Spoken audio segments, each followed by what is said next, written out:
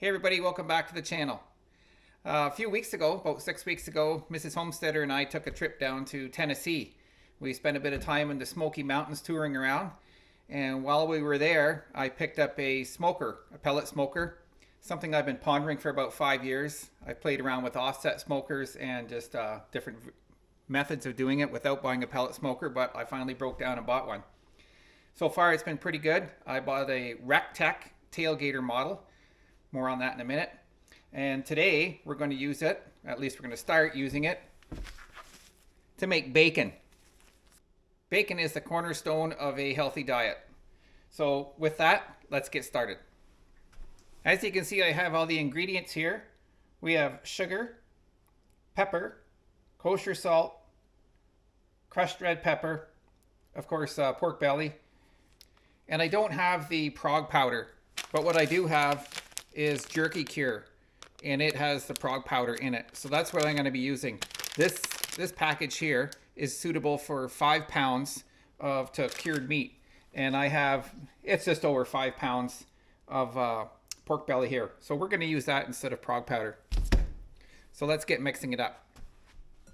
Okay, so we have 5 tablespoons of kosher salt, 2.5 teaspoons or tablespoons of brown sugar, almost 2 tablespoons of fresh cracked black pepper. We have red crushed pepper as well. Use a teaspoon of that.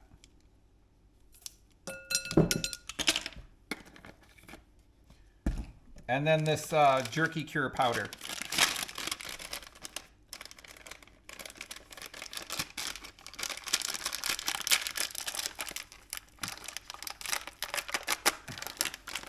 Hard to open.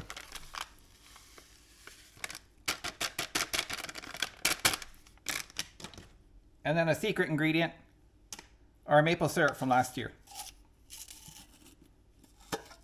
And we'll use 1 splash of that. So we'll get all that mixed up.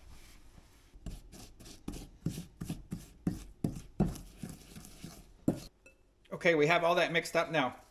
Now, they say you can put this in a Ziploc bag, but that's going to be too much for 1 Ziploc bag. So we're going to split this into 2 Ziploc bags.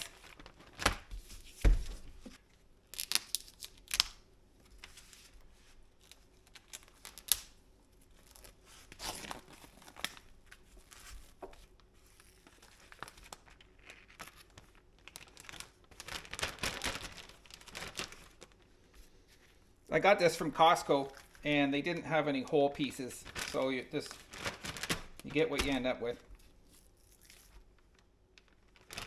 3, 4.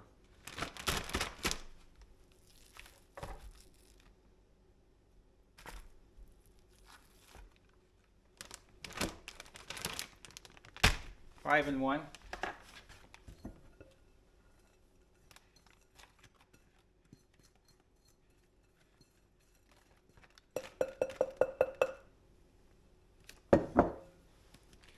We'll close the bags up now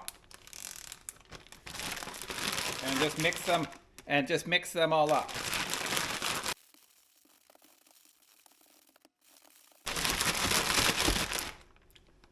Obviously the idea is to make sure that the pork bellies are all covered with the mix.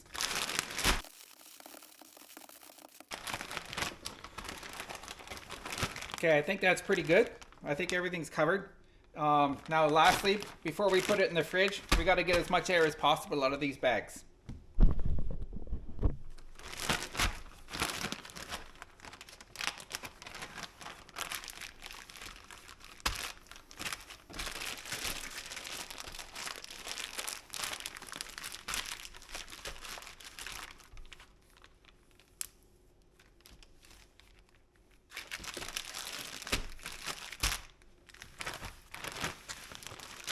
All right, that's all done.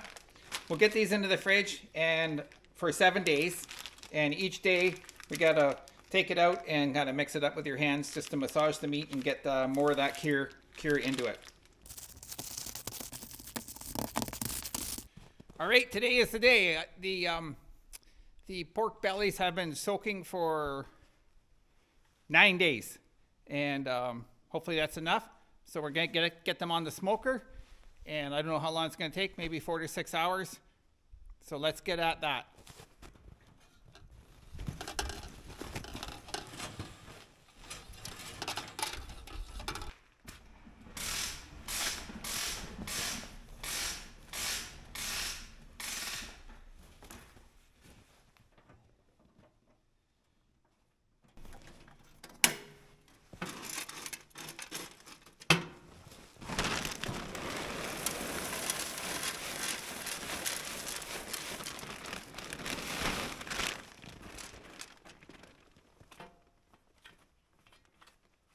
I'm going to be using a cherry beach pecan mix.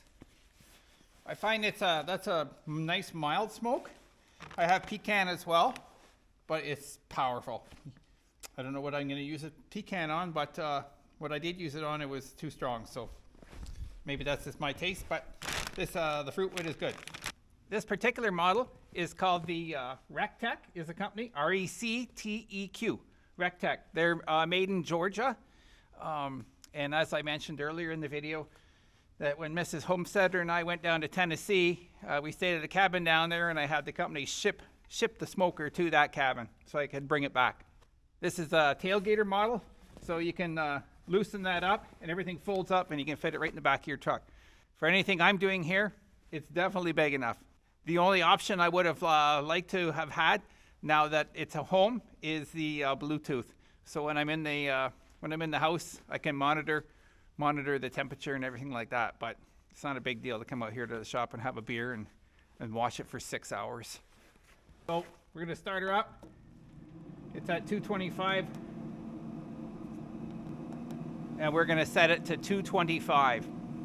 Now we'll be using the probe on it, and it just plugs in right here, goes through the little door in the side here, and up to there.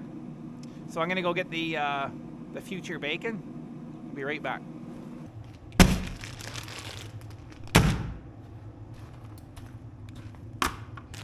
There we go. I got 2 bags of these. I've been massaging it every day to work that cure into the meat. And so we'll get this onto the smoker now. Okay, that's my set temperature. That's the actual temperature. And then that will be when we plug our probe in and stick it into the meat, and then we can read the temperature on here. So we'll set it on the display temperature for now, 117. We're gonna put the meat on anyway. It doesn't matter about the temperature. It's gotta be in there for, probably 5 hours. So if we put it in there a bit cool, it ain't gonna make much of a difference. Don't you love the horns on these? It's worth it right there.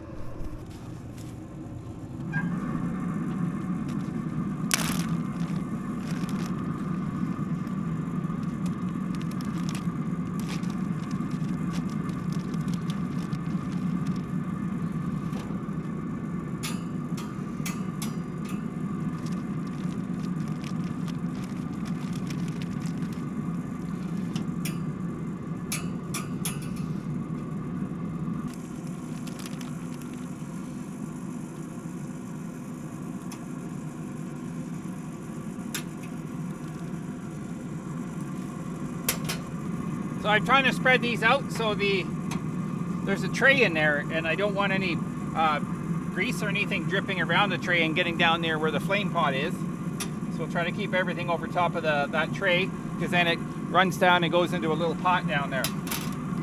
So here's our probe. And this seems to be the biggest, fattest piece here. So I'm going to stick it into the biggest, fattest piece.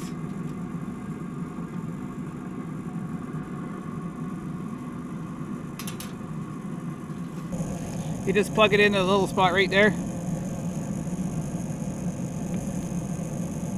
And right now you can see it climbing there. 41 degrees inside the meat right now. So we'll get the lid closed. And and we'll check it in a while. And just remember, if you keep looking, it ain't cooking.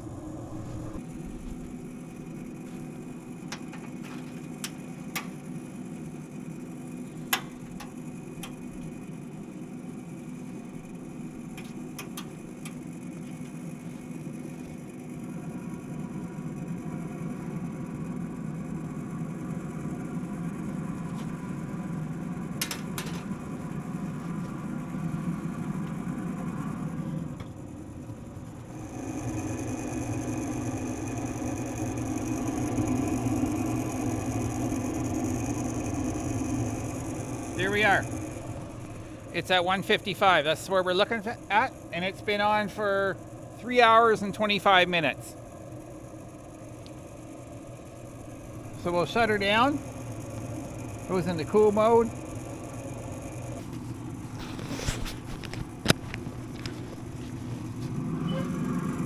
Oh yeah. Look at that. Looks good.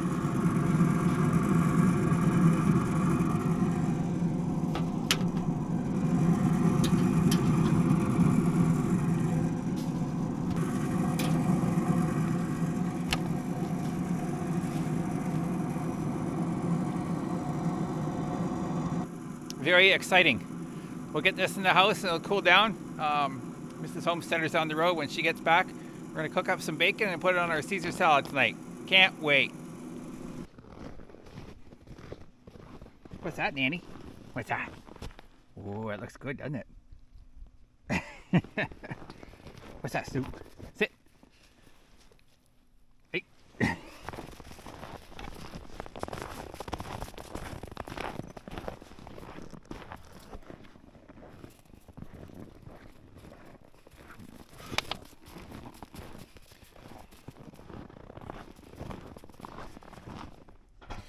All right, it's had a bit of a chance to cool down here, so we'll get some of it sliced up.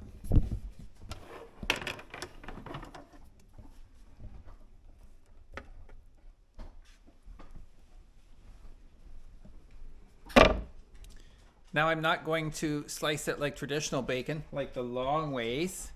Not too long ago, I went to this Polish delicatessen around here, and they had it chopped like this way. So that's the way I'm going to do it. And given its kind of discombobulated lines, it might work out better that way.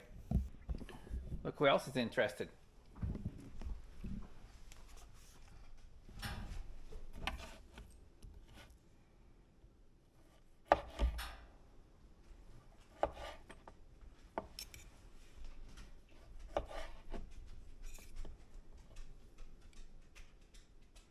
Looks nice.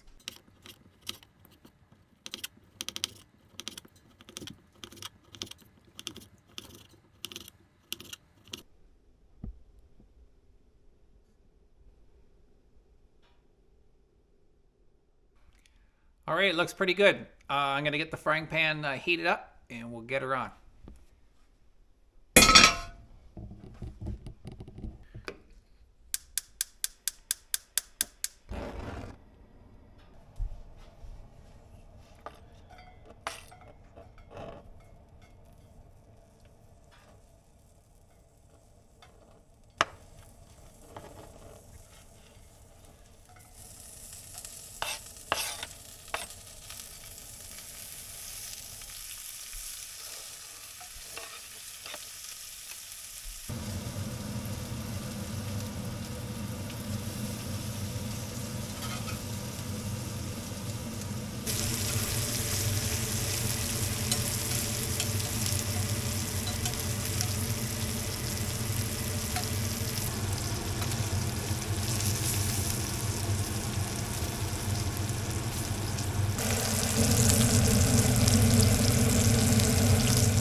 Well, there you go. Maybe I cooked it over a little bit too much, but it's pretty good. It's very strong. It's strong bacon, which means you might not want to eat quite as much of it, which is kind of silly because it is the cornerstone of a healthy diet. I got my freeze dryer trays out, and what I'm going to do is I'm going to slice up all this bacon just like this, in pieces like this. and freeze it individually just in the freezer, and then put it in a big bag, a Ziploc bag. So that way, if I just want a few pieces, I can take it out and throw it in, and we'll be good to go.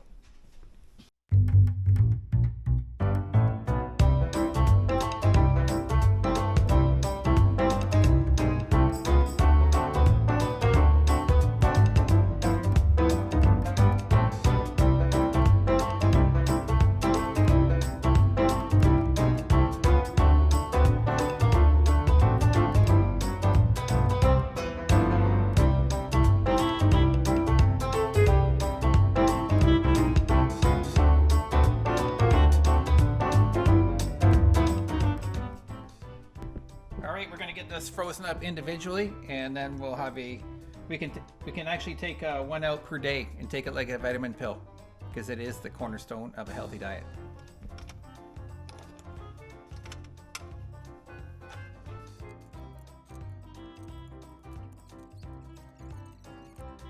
The bacon's been in the freezer all night, and we'll get it in the bags now. It's nice and frozen.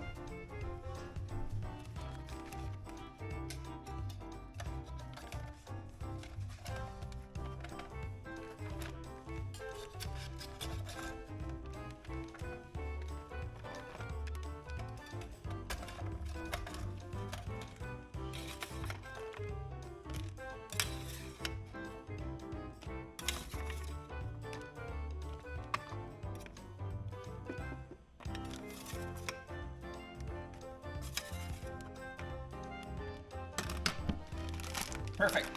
Now if I want a little bacon or a lot of bacon, I can just take out as much as I want. I'll often find when you buy it in the store all sliced up like that, it comes in a frozen slab. You can never get one or two slices off. But now, because it's individually frozen, it will be easy to do.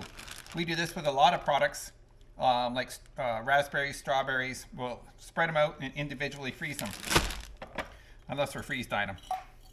That's how we prefer to save our food, but you can't do it with bacon. So thanks for watching. Like and subscribe, and you can share on your social media, and leave a comment below if you'd like, for any questions you have. Thanks for watching.